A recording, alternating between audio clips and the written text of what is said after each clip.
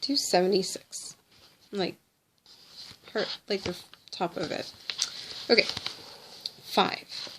Earn it. You want to get around more successful people. Then you earn your way into the party by becoming exceptional at what you do. Work hard. Practice the high performance habits. Never give up. Add a tremendous amount of value and stay on the path to mastery. When you become supremely skilled and successful at what you do, doors will open and you'll meet more and more extraordinary people. Imagine how much better your life would be if you got better people into your social network. And no, I don't mean your Facebook group. I mean real people with real pulses you can actually see, call, work with, hang out with, exercise with, have fun adventures with. Does he not know there's a pandemic going on? Choose to surround yourself with people who bring joy and growth into your life. Yeah, it's 6 feet. We can't be surrounded. And you're secure enough in themselves to be real and solid, whether you shine or struggle. Bring your squad and their standards up. You'll become a more extraordinary person by having more extraordinary people around you. And people with tiaras. You need more people with tiaras. Performance prompts. 1. The most positive people in my life who I should hang out with more include... I'm not sharing this. They know who they are. 2. To add to the number of high performers in my network, I should ask people to introduce me to their friends. Oh, that's scary. What if they don't like me? What if we have a fight? And then it causes them to have a fight. And then there's fights. And then there's drama. And then it's all self-defeating. Okay. 3. Some new routines or get-togethers I could create to bring together the positive support people in my life could include commingling projects and activities that are mutually interesting to my friends. We've done that before and it's been really great. Okay, no other choice. First say to yourself, what would you be? And then do what you have to do. Some philosopher. We all know someone who wasn't the smartest kid in the class, who seemed underprepared for life, who seemed to have more weaknesses than strengths, and who somehow went on to surprise everyone with their success. Still waiting for that, but okay. Asked how they rose above others who were more privileged or qualified than they. Such people often say, I was hungry. I had to succeed. Are they good cast asses? There was no other choice. They had necessity. The flip side is how many people without this mentality never reached their full powers. This is very true. No necessity, no drive, no fulfillment of their potential. I've seen people that had the networks that I need to do what I want, throw them away. So, yeah, that's true. As with all performance habits, you have to be deliberate about raising your level of necessity. You must consistently think it through. Have I associated the important activities of my day with my identity and my sense of obligation? Why is chasing this dream so important to me? Why must I do this? When must I do it? How can I get around more amazing people who up my game and help me serve at the next level? These questions, frequently revisited, can be prompts for an entirely new level of commitment and drive.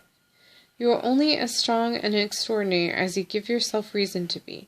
So determine your must, my friend. Make them real. Feel them in your gut, because the world needs you to show up now. Section 2. Social habits, high performance habits. There's personal, seek clarity, generate energy, raise necessity. Social. Increase productivity, develop influence, demonstrate courage. High performance habit number 4. Increase productivity. Don't think about making art. Just get it done. Let everyone else decide if it's good or bad, whether they love it or hate it. While they're deciding, make even more art. Andy Warhol. Well, that explains his career. Increase the outputs that matter. Chart your 5 moves. Get insanely good at key skills. It's just not happening fast enough. Athena, a school administrator, says this in a defeated tone. We're in her office discussing her goals and how productive she feels that her career has been. Thick binders are crammed to the shelves behind her. There's a tiny window next to her desk. No pictures adorn the white walls, which seemed yellow with time. I can't help but feel that this office, make it the entire admin building, was built in the 1970s and never painted again. Athena has worked in this room for 14 years. I'm busier now than I've ever been in my whole career. There's a lot of urgency right now because they're about to close 2 of my schools. I barely leave this office, even for lunch.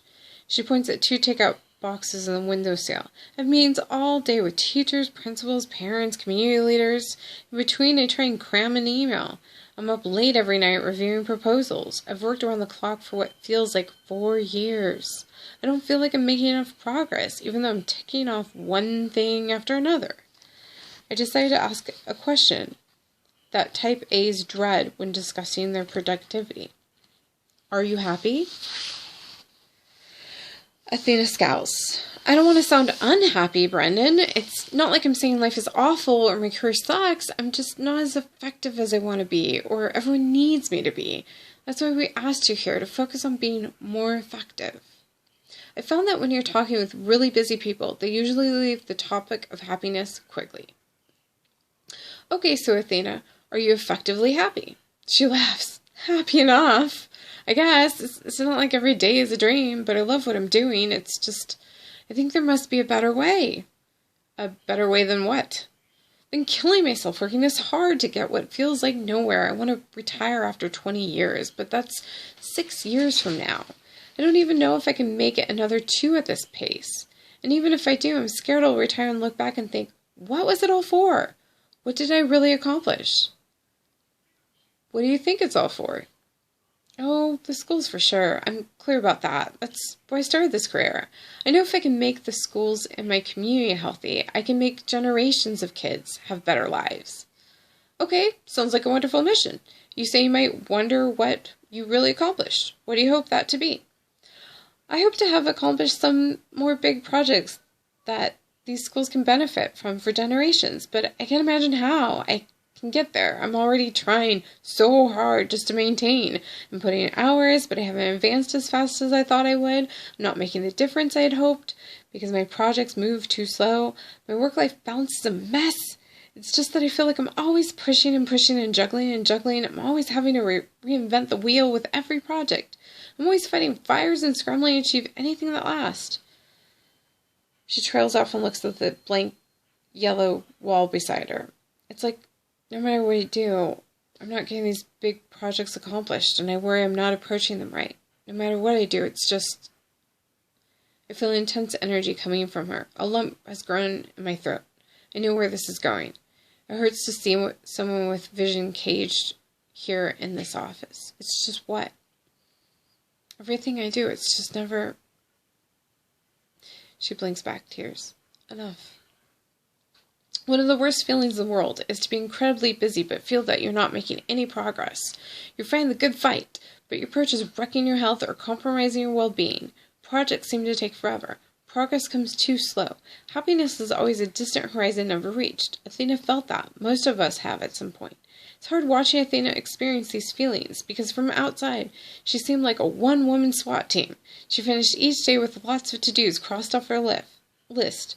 What she had yet to learn was not only was balance possible, but she was increased progress. She also had to discover that sometimes all the busy work isn't your life's work. Sometimes being effective isn't enough because achievement can be hollowed if it gets out of sync with who you are, what you really want to be doing, what you're actually capable of. She had to learn the difference between just getting things done, reaching high-performance productivity. High performers have a very deliberate approach in planning their days, projects, and tasks compared to underperformers. Like most productive people, high performers score well on statements such as, I'm good at setting priorities, working on what's important, and I stay focused and avoid distractions and temptations. The stronger the agreement with such statements, the greater their overall performance score. The difference is that when they compare themselves to their peers, high performers are more productive and yet also happier, less stressed, and more rewarded over the long term. The happiness finding is especially relevant since many people believe they can't possibly do more without compromising their well-being or sense of balance. But that's just not true. High performers have found a way to produce more, but also eat healthier, work out more, and still feel a greater love for taking on a new challenge than their peers do. And they don't just get more busy work done in the sense that they slap things together. High performers complete more activities and report being more excellence-driven than their peers. My interview with many high performers and their peers over the past decade confirmed these statements. None of this is because high performers are superhuman or over-caffeinated. Are you sure? Have you met them all? Nor is it because of the feel-good ideals we're often sold today to become more productive. Believing that you're given more than your peers or that you're making a difference can certainly increase your sense of motivation and satisfaction. But again, those things don't always lead to increased productivity. Just because you're a giver doesn't mean you're good at setting priorities or avoiding distractions. Givers might feel a lot of heart, but they don't always finish what they start. Great rhyme. How is it that high performers produce more but also maintain well-being and balance? It's because they have many of the deliberate habits you'll learn in this chapter. To get the most out of this chapter, it's important that you set aside any preconceived notions about work-life balance, or whether seeking tangible achievements in life is a worthy goal. Stay open-minded, because mastering this habit can have far-reaching consequences in every aspect of your life, especially in how you feel about yourself and the world in general. Research found that if you feel you're more productive, you're statistically more likely to feel happier, more successful, and more confident. You are also more likely to take better care of yourself, get promoted more often, and earn more than people who feel less productive. These are not my opinions. They are important and measurable life outcomes that we found in multiple surveys and studies. In my coaching experience, it's clear that high performers are also the most valued and highly paid people in an organization. Organizations want high-performance leaders because they are focused, manage tasks well, and succeed more often in taking projects through to completion. They get overwhelmed less, and they work on their goals longer with a greater sense of joy and camaraderie than others experience. Clearly, there is power in mastering this area of your life. Let's examine the basics, then move on to the advanced habits. We're ending at 177, top of productivity basics. Look forward to seeing you. Bye.